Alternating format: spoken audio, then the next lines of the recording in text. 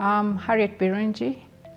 I'm Vice President, International Programs Division with the Population Council based in Nairobi. For me, I've worked in the field of sexual and reproductive health for a long time.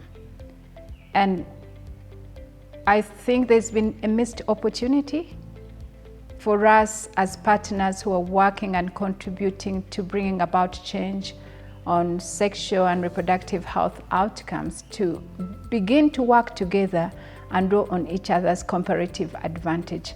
And yet we haven't really had the opportunity to work together to influence the ground and to bring about the desired change collectively. So I think this is a wonderful opportunity that major players in sexual and reproductive health have come together to really sit down and think together and build something together for us and for our population here in Africa. You know, I think that the 5 C's are all equally important because they support each other. I work for a research organization.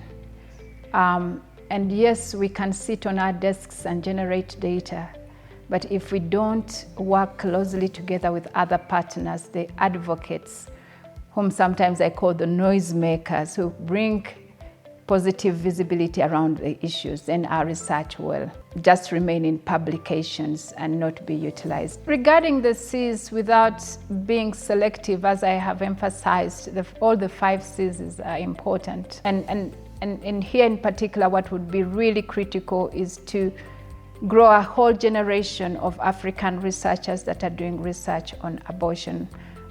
Within the region, we're using methodologies that have been developed from elsewhere. I suppose if we are able to grow this and at least identify key questions and answer locally generated questions, I think we'll make a lot of headway in building the evidence base. But also most critically is not just to create knowledge around abortion, but to be able to do operations research to identify program problems, test solutions, and be able to scale up those solutions to save lives. You know, the field of access to medical abortion has been extremely contentious. So 10 years down the line, I would like to see this as a service that is normalized, that one doesn't have to go in the background to access medical abortion services. I would like it to be like accessing malaria treatment. I would like it to be like accessing emergency contraception.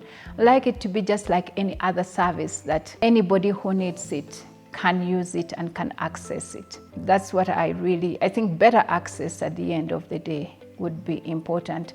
I've seen situations where young people who are seeking abortion services are exploited, and partly because services are not readily available. And I also see that through through whatever work that we do through the Catalyst, we are able to bring about a reduction in severe abortion complications, because when you look at the data for the region, almost close to 50% of the fetal and severe complications for unsafe abortion are among young people. We still see in the world whereby medical abortion is known, we still are seeing young people resorting to very crude methods of abortion and eventually they die, which is really sad. So I hope that by organizing for this kind of change, we'll be able to